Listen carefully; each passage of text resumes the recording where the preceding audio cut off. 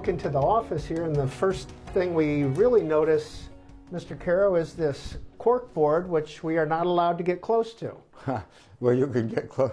I just don't want people to. It's just my notes to myself. So Really? this is the outline for the rest of my book that I'm working on For now. the 5th volume of the LBJ. Correct. Okay, what's up here? Can you walk us through a little bit of what's up there?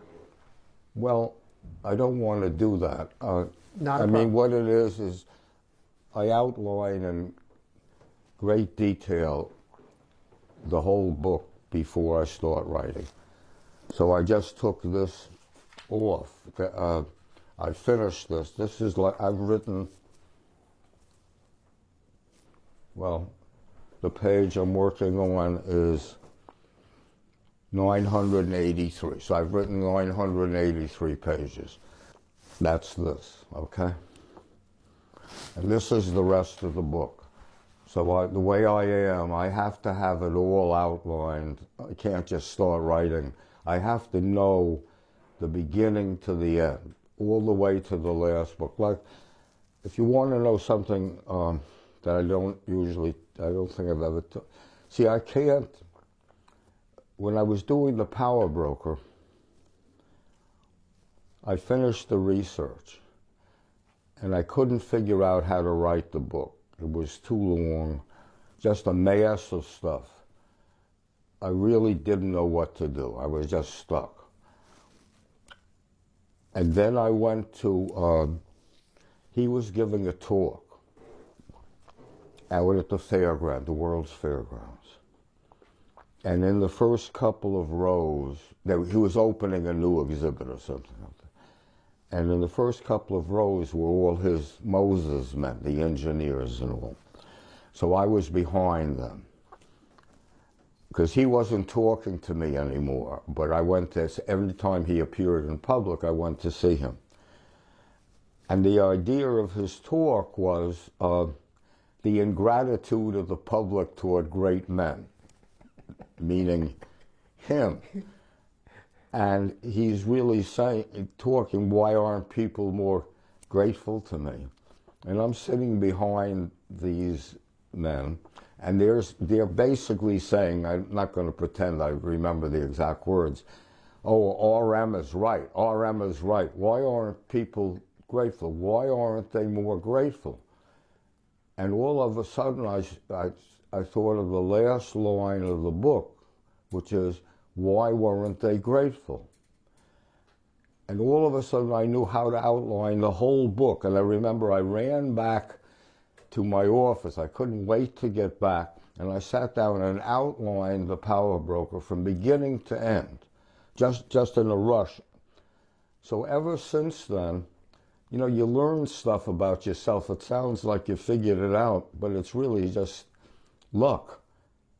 I can't write a book until I know the last line. So the last lines of every book are important to me. You know, that's interesting, because when I'm doing an interview, the hardest part for me is the first question. Oh. I don't know how to start.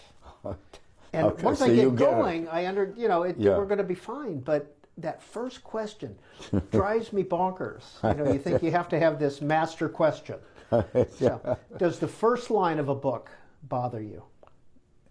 No, if I know the ending, I can outline right up to it, and I put the outline up on this cork board, and I follow it.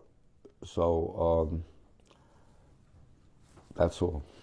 And everything is typed on that it's a Smith Corona typewriter there, right? Pardon me? Everything you've typed, every book you've written has come from that typewriter? No, not from that one, but from H. Smith Corona Electra 210. Are you a fast typer? Yes. Does your typing keep up with your thinking? No. Neither does my writing. Yeah. So everything is written in longhand first? Yes. Then typed on there? Yes. So 2 final questions about your upcoming volume on LBJ, Okay. and then we'll drop it, I promise. When should we expect it? Bad question. Okay. Second question, does it exist anywhere except here in your office? No. Knopf doesn't have a version yet or anything? No, no. I never let my editor, no one sees anything until it's all done. I don't show it during the, only one time in all these years, I ran out of money doing the Johnson books, and I knew it was going to take, so I had to ask for more money. And then Gottlieb said, well, then I have to see something. So I gave him what I had written up to that point. That's the only time that I ever showed anybody anything. Why not use a computer? Have you tried that before, or are you just very comfortable with that typewriter? Well, I'm very comfortable with the typewriter. You know, the way modern things are, Peter, everything's fast, speed is good. As it happens, I happen to think slow is good. And I am slow, so no one could be slower. But this makes me think. I don't want to, I'm very fast. I'm a very fast writer. When I was at Newsday, I was the fastest rewrite man. Like if they had a plane crash at LaGuardia, you'd sit there with the headphones on. Newsday had 5 or 6 editions, and you had to do a different lead for each edition, and no one was faster than me. But when I was doing the, you know, it sounds like I'm so smart. I mean, these are accidents. But when I was doing the first book, I said, no, you're doing it too fast. You're not thinking enough. You have to make yourself think. It's too easy for you to write. You have to make yourself think. So I slow myself down by doing it in longhand first, because that's slower. That's why I do it. I noticed over in the library portion of your office quite a few books by David Halberstam. Yes. Are you or were you a fan of Mr. Yes. Halberstam? Well, we were good friends. You know, his book on Vietnam, The Best and the Brightest, is one of the great books of American history. And he got it all right. It was like I spent so much time interviewing the same people he did from the Johnson administration, and over again, oh, he misquoted me. He misquoted me. He got this wrong. He didn't. He got it all right.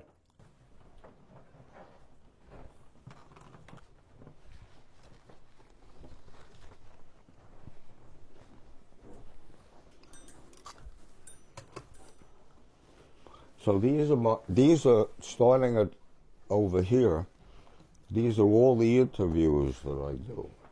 Like, for example, well, let's take one, Horace Busby. I interviewed Busby, I think, 13 times. Who was Horace Busby? No one remembers his name anymore. But he went to work for Lyndon Johnson. He was the editor of the Daily Text. And Johnson liked what he was writing. So when Busby was like 21, when he graduated, he went to work for Lyndon Johnson. And although no one remembers his name now because Bill Moyers and all took over, it's Busby who was the aide closest to Johnson for, I have to look in here, more than 10 years. It's like a son to him. So I would talk with him from morning till night. We'd start in the morning, we'd just talk, we'd have lunch, go on. And then, of course, what I do, I take notes on a stenographer's pad. Contemporaneous notes? Oh, yes. And then that night, my rule is I never go to bed until I've typed up the interview. So they sit in this drawer, And then when my book comes out, when I'm outlining the book, you'll see I do a very detailed outline. I take the interview and I put in whatever he says that relates to the point that I want to make. Like Johnson really believed in helping black children, okay? And he has some wonderful anecdotes about that. And then in my outline, I put in I, for interview, I-11. So I use this quote to illustrate that point. So for the Power Broker, I know because they made me count it once, I did 522 interviews. So then for the Johnson books, these are the different people that I interviewed. Joe Califano, who was,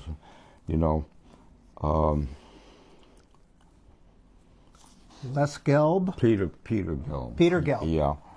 Yeah. This is Doris Kearns Goodwin and her husband, Dick Goodwin. Right. This is Hubert Humphrey, I interviewed years and years ago. This is Ted Kennedy, I interviewed him so many times we became friends. I interview people over and over again, the ones who are important to me. Why? It's very interesting. If you looked at these things, you'd see a difference between what they're telling me the first time and what they're telling me after we become friends. Sometimes they tell you whole things that they didn't mention the first time. Sometimes they remember more details. I'm always asking for more detail. I'm always saying, what would I see? Like they say, Johnson, he was so dominating in the Oval Office. I'd say, well, what do you mean? And they say, well, he was always jumping up and walking around and looking at things. And I'd say, well, looking at what? And he says, well, sometimes I'm talking about one interview after it. Then they say, oh, I didn't tell you. I remember he had in his office the ticker tapes of the wire services, Associated Press, United Press, and Reuters. He'd go over there as the stories were coming out, and he was so anxious to read them that he'd bend down and open the lid and pull the paper out like this to see the last things. So the more you ask them, I learned, if you're just willing to go back, you'll find out more, or more honest things. But interviewing people, too many people, because things are so fast today, So they think an interview is a quick asking a few questions and going away. Well, my feeling is if you're just willing to sit there, the things they tell you, they're either going to add details to them, or they're going to tell you entire new things. I think interviewing is sort of becoming, because, things for television and whatever, you have to get it on that night. You have to do it fast. But I don't have to do it fast. I can do it slow. And I can go back and talk to someone and say, last time you told me that he was sending the troops to Vietnam, and he said to you, this, and I can say, what else did he say to you? Where was he sitting was he upset when he sent it to you, And if you're willing to sit there long enough, you get a different picture. So for the Power Brokers, I say I did 522 interviews. They were really hard to get because no one had ever done a book on Robert Moses. Everyone was afraid of Robert Moses, and no one wanted to talk to me. Now it's sort of happily the opposite. But I interviewed, in this for the first volume, the last people who were alive when he was growing up. Interviews Johnson City. These were the people who lived in Johnson City with him when he was growing up. I interviewed Lady Bird 4 or 5 times. But each time, Did you feel that she got more honest with you with each interview, or more open? She was, well, she was talked to me a lot. But I remember I told Ina, I just spent 3 hours with a person. Not one word was going to cross her lips that she hadn't planned in advance to tell me. She was maybe the toughest interview that I ever had. But at the same time, she really loved Lyndon, And was more like talking to someone about someone they loved than about a president. And if I remember reading in Working, you wrote that she acknowledged some of the other women in Johnson's life. That was amazing to me, because, well, if you've read Lyndon Johnson, slept with a lot of people, okay? But in fact, there was this one woman, Alice Glass, who he really loved, I felt. And she was part of his life for a long time. And Lady Bird used to have her to the ranch. She came to the White House. Lady Bird dealt with all Lyndon Johnson's, I didn't even call them affairs, but sleeping with people. She just accepted it, I think. And she would talk to me about Alice Glass. I forgot this. It's been so many years since I had this interview. So this was out at the ranch. So she was sitting at the head of the table, and I was sitting here with my notebook. And she said something, Alice Glass was there about some incident. So I hadn't mentioned her name. And she said, Alice Glass, the quote's in the book, Alice Glass was the most elegant woman I ever saw. She taught Lyndon so much about how to dress. She taught Lyndon this, she taught Lyndon that. I was so embarrassed that I didn't look up from my stenographer's notebook. I just sat there taking notes until we moved on to another subject. So much of Johnson as a president is hard to understand. Both good at Vietnam and bad, okay? But it all goes back to this incredibly hard boyhood that he had. And I felt if you wanted to write honestly about Lyndon Johnson, you couldn't rush over it. You had to make people, readers, you had to try to make readers understand what this life was like, that he knew he had to get out of, okay? People say, what was this incredible drive that he had, Well, I felt after my time in Johnson City, I understood where it came from. Do you think every president is worthy of a 5-volume Pulitzer Prize winning series? No. I mean, you say, Lyndon Johnson, okay, Medicare. I just finished. They have been proposing health care for the old people for decades. The Southern conservatives in Congress were never going to let this through.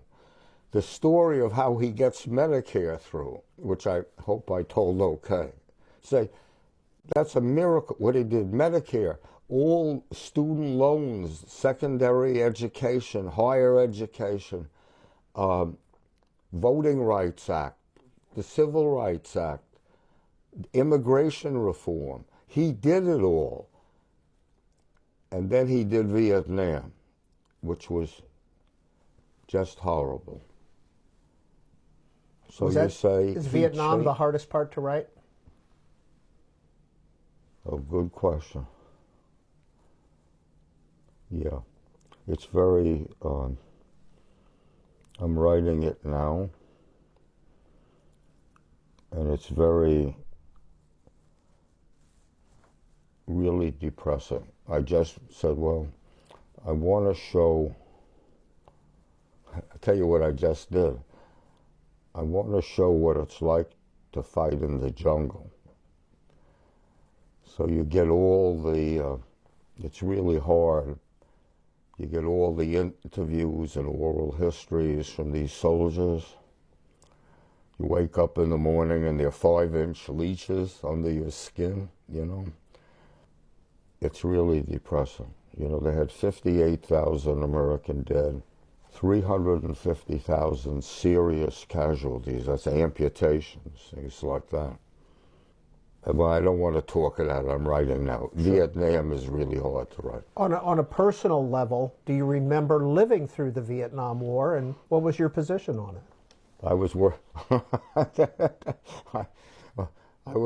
We were broke, we were completely broke. We had sold our house. We were living in this apartment in the Bronx that we hated. That's what I was doing at that time. You were working for Newsday at the time? Well, I had quit to write The Power Broker. That's right. I thought it was going to take me a year. I had the world's smallest advance, $5,000, right? No one wanted a book on Robert Moses.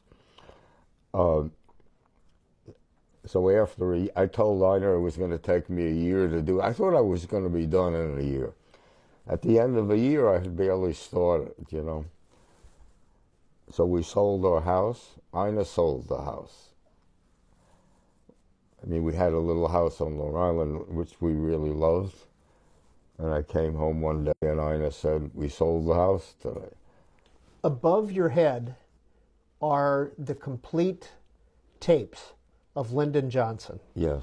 How valuable were the recordings that he made during his presidency? Unbelievable.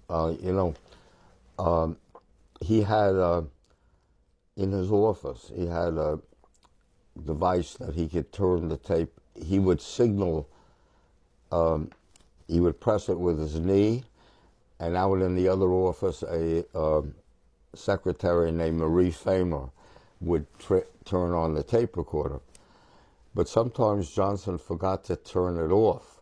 So you have 4 or 5 hours of Lyndon Johnson talking. Since he did everything on the phone, you have 4 or 5 hours of being president. It's unbelievable. And at the same time, you say, what's taking this book so long? It takes days, you know, to listen to all these tapes. He basically gave everything to do with him belongs to the Johnson Library. How did you get to know about Bob Moses, Robert Moses? How did I get to know about him? About him, yeah. When did he first cross your transom? Well, in a lot of different ways. He wanted to build a bridge from Oyster Bay to Rye. You know, if he had had his way, he would have covered Long Island Sound with bridges from one end to the other. So there's the Triborough Bridge, the Bronx-Whitestone Bridge, the Throgs Neck Bridge. Now the next one was going to be a bridge from Oyster Bay to Rye. That would have been about 5-10 miles, wouldn't it? As I remember, 23. There you go. And that may be wrong. It's been too many years. But Newsday, basically assigned me to look into that. So you didn't have to look into it very far to know this is one of the worst ideas I've ever heard.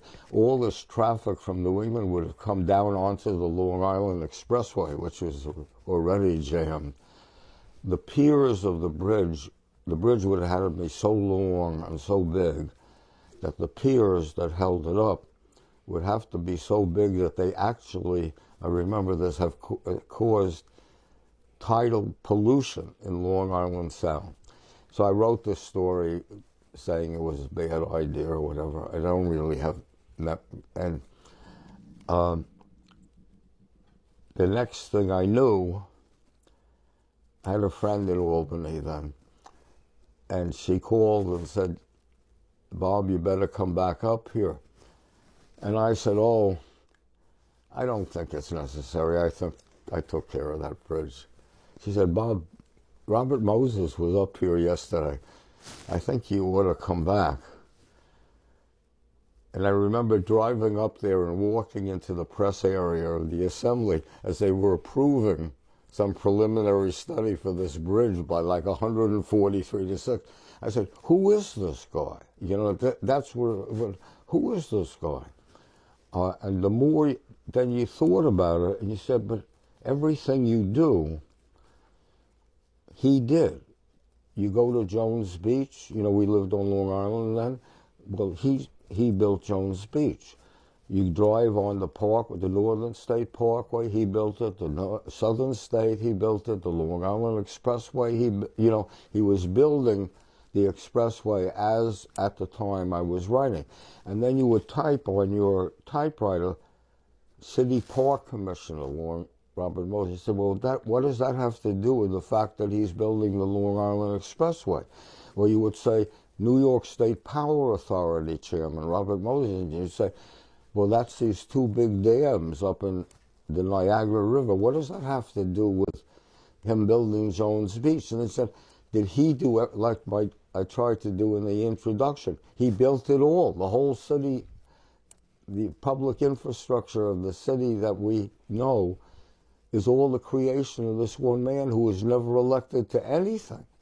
Nobody really knows who he is. That's how I got interested in him. And what I found interesting is that you write that it was really your first understanding of how politics really works. It's not a voter votes for somebody and then things happen, but this hidden power. Yes, well, that's the right question. Because you couldn't start. Let's say I was a reporter then. And so I had won some minor journalistic awards for my investigative reporting. So I thought I knew what was going on. But when I started thinking about Robert Moses, I realized I had no idea what was really going on. I had no idea how power worked. It obviously had nothing to do with being elected, because he was never elected to anything. And he seemed to have more power than anyone who was elected, more than any mayor, more than any governor, more than any mayor or governor put together. So I was interested, as a reporter, you said, well, I really want to explain to people, to readers, how government works, how power works. And the realization came to me through Robert Moses, I have no idea how power works. And it seems to me neither does anybody else. And it all revolves around this guy, Robert Moses. You couldn't touch anything about him very much without knowing how incredibly racist he was. You said, well, New York City, today, by the measurements, New York City is still the most segregated city in America. That's because all this public housing, 500,000 units of it, he would only build in places that were already ghettos, that were ready, okay? So look at the influence that he had on everything, on everything. You got to interview Robert Moses 7 times. Yes.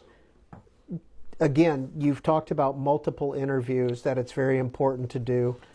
Did those interviews get more sophisticated, or did you learn more as they went on? Well, the answer to your question is yes, because you could ask him about things he did when he was young. You know, of course, about his boyhood, about his going to college, his early jobs, and he talked about those. When you started to get up into, I remember, as soon as you started to get up into, now he has power, what's he doing with the power? That was the end of the interviews.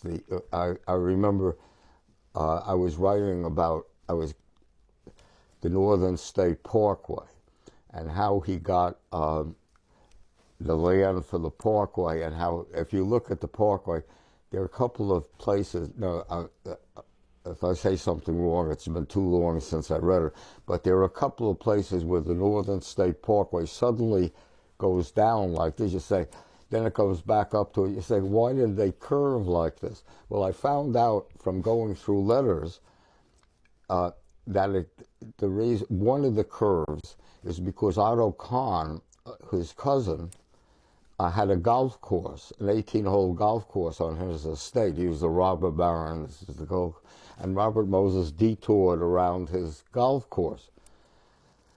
So I spent a lot of time thinking, how can I bring this up without, but the moment I mentioned the word Otto Kahn, I saw his face change, because he was so much smarter than me, and he knew what I had found, and the interview sort of ended very quickly, and I never saw him again.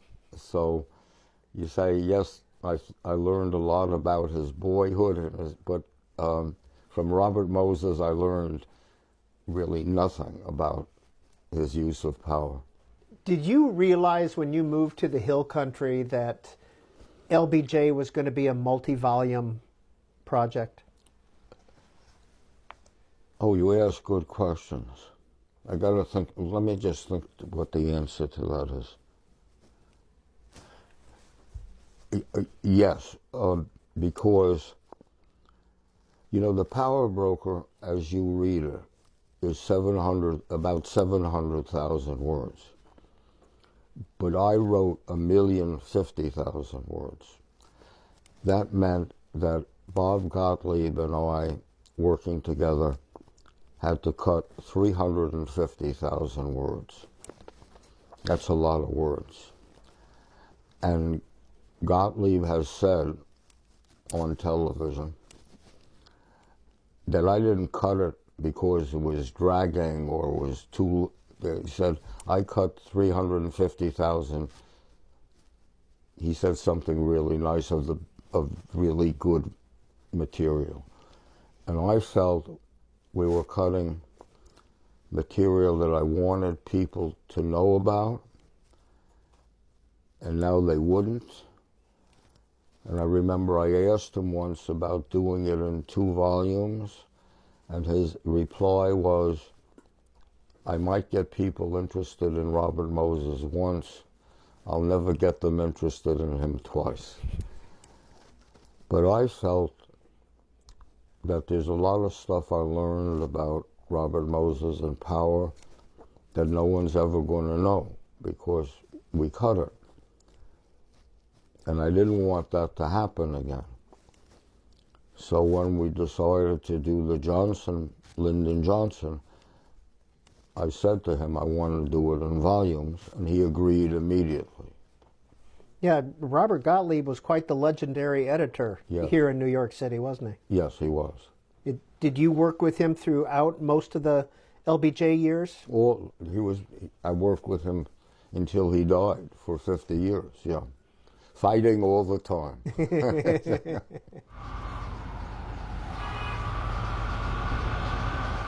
So, Robert Caro, we're here in your apartment in New York City, but life wasn't always Upper West Side for you, was it? No.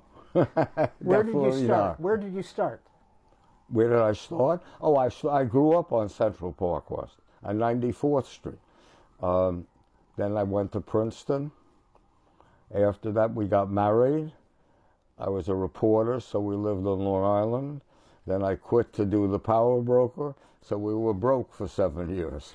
So we lived in an apartment in the Bronx that we truly hated, I have to say. Yeah. When did you meet Ina?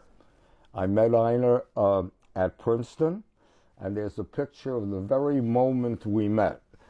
What happened, what that's a picture of, they have a dance there called the Prince Tiger Dance. It's the Daily Princetonian, the newspaper, and the Tiger, the humor magazine. So I was the managing editor of the Daily Princetonian. So I was like the MC at this big dance. And Ina came dancing by with some guy, actually he was from Yale, and they were taking pictures of me, you know, for the paper. And I said, let's take a picture of her. And I jumped down from the stand and went over and cut in on her, basically. And that's the moment we met. That is literally the moment. You didn't even know her name in that picture. No. That is literally the moment we met. So you say the picture is cracked. You'd like to get it restored and blown up. I'm afraid to take it out of the frame because it's so precious. In a sense, we're living in Robert Moses's world that he created, aren't we? New York City is very largely a world that he created. In other words, the fact that everybody has to drive everywhere, that we're so dependent on cars, that's Robert Moses. The fact that it's a segregated city, so segregated, that's Robert Moses. The fact that it's never had enough money for education, that it's put it into public works, you know, that's Robert Moses. So when I say never, I meant during the 50 years he was in power, yes. Was he a dirty politician when it came to money? Oh, no. Well, you ask that's a very complicated question. You ask good questions. Let me take back my answer, which I said no, that's not true. He wasn't a dirty politician, but he used the power and the money of his public authorities to, I hate to use the word, to buy politicians. Politicians knew if they wanted public housing development, or they didn't want it in their area, Robert Moses was the guy to see, okay? The city wanted to, you know, up to World War II, the city had built subway after subway. It was building subways to all the new areas. It intended to build subways to northeastern Queens and the northeastern Bronx, which is where the city was starting to develop. Then World War II came, so there was no building of any sort, subway or anything else. When World War II ended, the mayor made Robert Moses construction coordinator, which meant he had control over all construction projects. That was the end of building subways. That was the beginning of building highways. So to this day, northeastern Queens and the northeastern part of the Bronx has no subway connection. You can't get in here except by car or bus. The construction contracts would go to companies that were connected to the Democratic organization. The legal fees would go to the legal firms that were connected to the Democratic organization. The public relations work would go to public relations firms that were connected to the Democratic. So he can, without it being out-and-out payoffs, which is what you're talking about, he centralized in himself all the forces of corruption, all the forces, economic forces that controlled how New York City developed. And it developed in the way that he wanted. which was a city dependent on cars. They used to say to him, build a subway. You know, he said, what's a subway but a hole in the ground? That's a Robert Moses quote.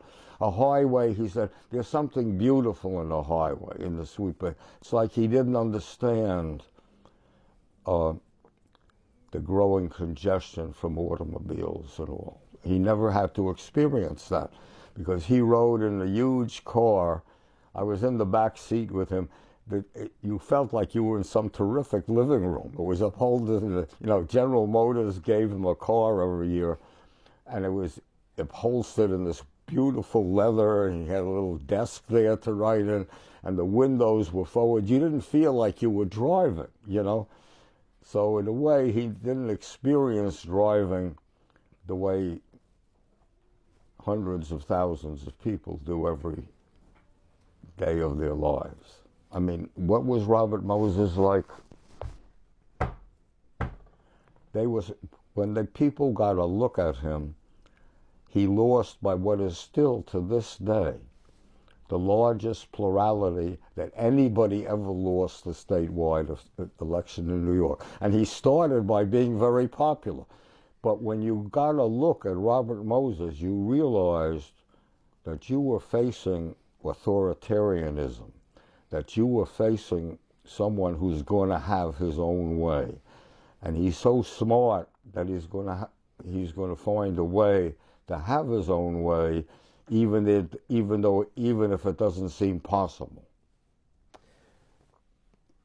You write. You know, there's a letter that sums it all up. It's in the LaGuardia papers. You know, that Einar and I would go through the LaGuardia papers in the municipal archives. LaGuardia becomes mayor in 1934. He doesn't realize what Robert Moses is, the power he has, because he's been a congressman in Washington. Now he's the mayor. And he tries to make Moses do something, and Moses just basically says, I don't remember the details. No, he does it his way. And LaGuardia writes him a letter that basically says, the exact quotes in the book, I can't. Listen, I'm mayor. You work for me. And Moses writes on to LaGuardia, Mayor, you better read the contracts. And there were the contracts to build the Triborough Bridge and the other bridges. And of course, they gave the power not to the mayor, but to Robert Moses. And LaGuardia realizes it then. And every mayor thereafter came to that realization that Moses had the power. These shelves, these bookcases look custom made, are they? Yes. Einar designed this whole room. We didn't have enough room for all our books, so this is what Einar did.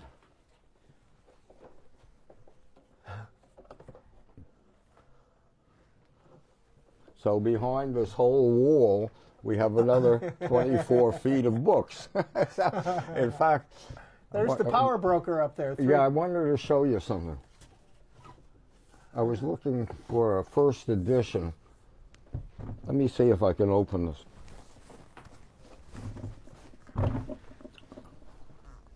I got to say, you are one of the most organized journalists I've ever seen in my life. Well, you know, I'm not normally, I learned I had to, the books took so long to do that you forgot where you had everything. I made myself get organized. It's true, because you're writing about something that you learned about 7 years ago. You better know where to look for it.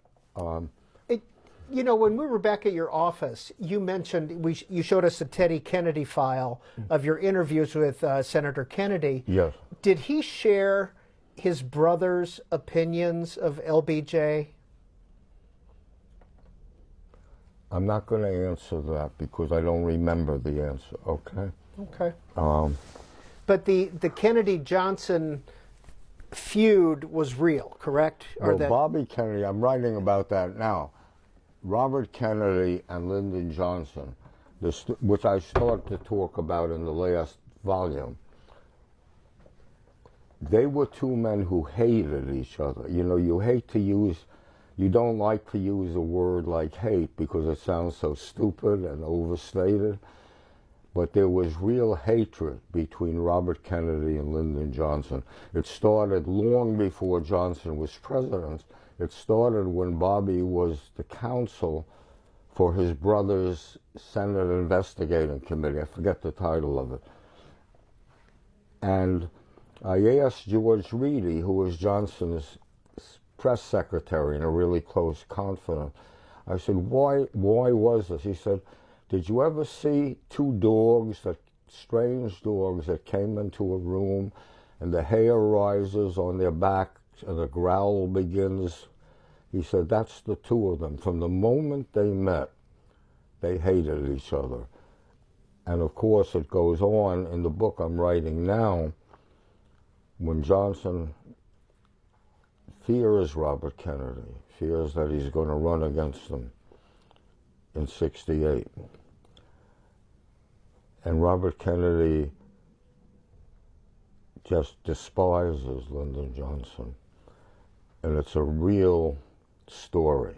You know, you say, oh, I love telling this story. You can't mess it up. Even I can't mess it up. It's so dramatic. Yeah, Johnson drops out in March of '68, makes his announcement that Kennedy's running, but he's assassinated June of '68. Yes. Yeah. And all night, Lyndon Johnson is asking his assistants, is he dead yet? Is he dead yet? Mr. Caro, I happen to notice that there's a whole shelf of awards, and I'd like you to walk through those if you're willing to show us those. And more books in the pantry. Well, I don't know what I can tell you about these. Well, you've got two Pulitzer Prizes. Where are they in this? Well, they're at the New York Historical Society, all right. Oh, at the permanent Caro exhibit. Yes, there is.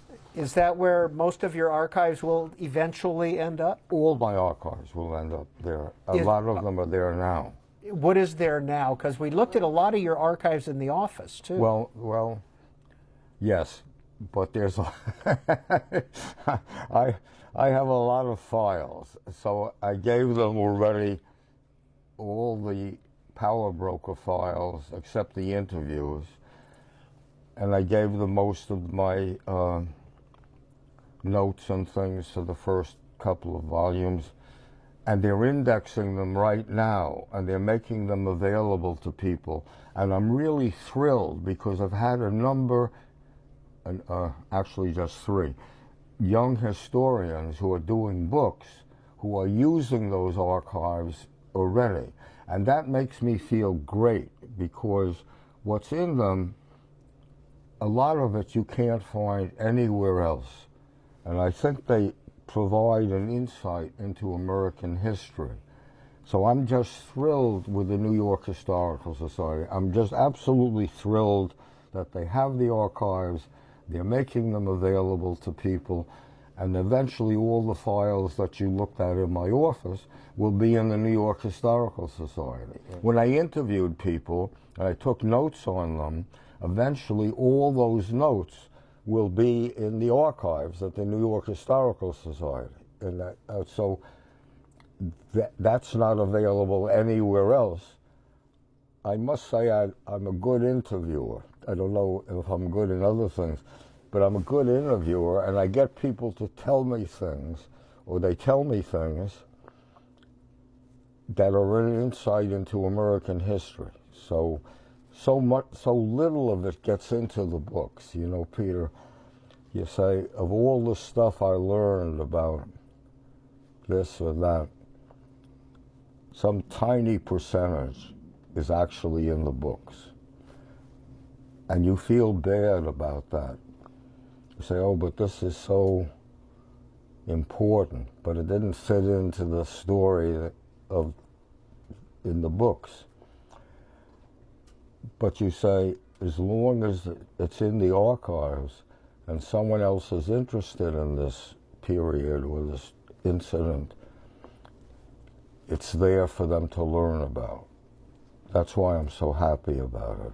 Do you ever go down and see the archives or check in with them? Yeah, I do. It says Robert A. Caro Study Area, and behind, so there's a number of desks there that you're supposed to sit at if you're using the archives. And behind it is all these, eventually there'll be all these file cabinets full of my notes. So I'm really, there are few things, I mean, it's thrilling to me that they're there. When I was a boy, I lived on Central Park West, so I used to walk down Central Park West. I wanted to be a writer. I knew even then I wanted to be a writer when I was a little kid. And there would be the New York Historical Society.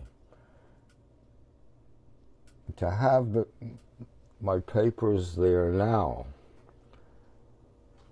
and to have a permanent exhibit about my life there is really something that means more to me than I can actually say.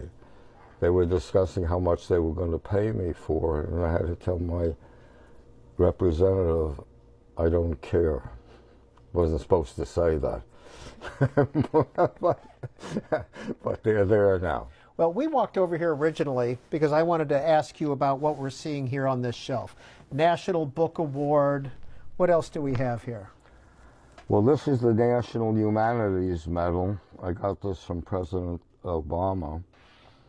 There's a medal here from President Clinton. I can't remember which one it is.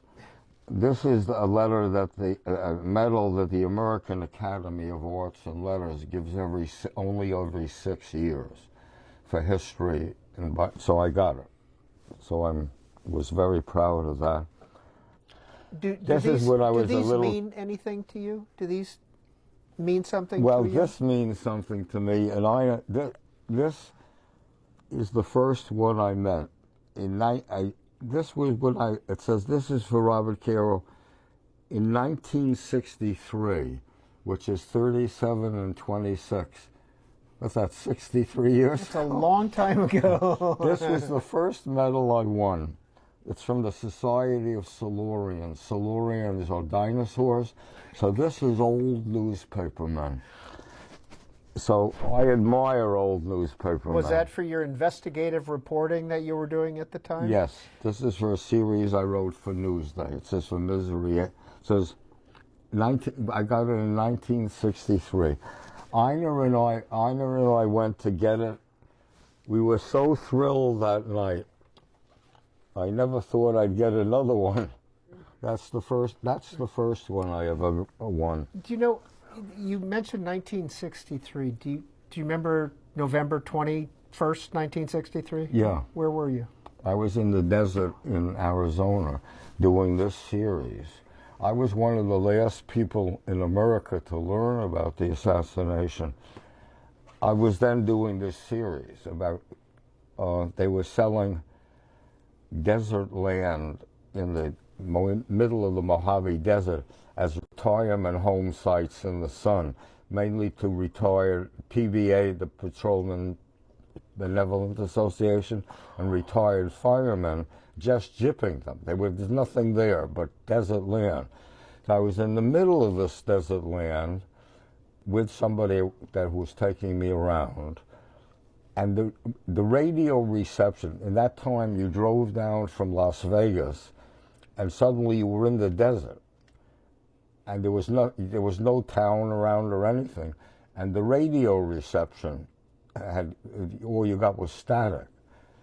At the end of that day, we're driving back, and the first thing I remember hearing was Governor Connolly's wounds was so. I said, Governor Connolly, what's this about?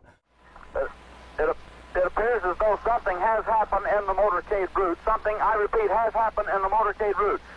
There's numerous people running up the hill alongside Elm Street, there by the Simmons Freeway. Several police officers are rushing up the hill at this time. Stand by just a moment, please. Something has happened in the motorcade route. Stand by, please. Parkland Hospital, there has been a shooting. Parkland Hospital has been advised to stand by for a severe gunshot wound. I repeat, a shooting in the motorcade in the downtown area. Parkland Hospital has been advised to stand by for a severe gunshot wound. The president's car is now going past me. The limousine is now traveling at a very high rate of speed. Secret Service men standing up in the limousine. They are armed with submachine guns. It appears as though someone in the limousine might have been hit by the gunfire. Then static came in, and we couldn't hear anything. And I didn't really hear about the assassination until we got back near the highway where the radio reception came in. That was in the evening. So that's how I found out about the assassination. Is New York better today than it was in 2001? You'd like to say yes, but the fact is you don't really know. We don't really know. There's another New York. Over 500,000 people live in housing projects, public housing projects. I don't know how they are. I know they were constructed actually by Robert Moses on the cheapest thing. So the elevators were always breaking down, the electrical systems were going out. Then you say, how is the education of all these young people? I don't know the answers to any of these questions. You really hope we have a new mayor. He seems to understand a lot of this stuff, so I'm hoping that the emphasis of the city is on helping to bring its poorest people back into really part of the city, but I don't know how it's working out. Mr. Caro, what's that book that you always wanted to write, but just never quite got to? Did you have a topic? Yeah, Franklin Roosevelt. As it happens, what really happened, my books are about what really happened, how politics, how laws really got passed or didn't get passed. We don't know enough about what Roosevelt did in the 100 days. No one's done, there are a lot of books on it. And a lot of people are going to get angry at me for saying this, but they don't explain how he got all these things through, Social Security, all these things that we think of today, how Roosevelt got it through. Now, Roosevelt, you ask, is there a book you'd like to do? Yeah, you'd like to do Franklin Roosevelt. A doctor says to him, you'll never walk again.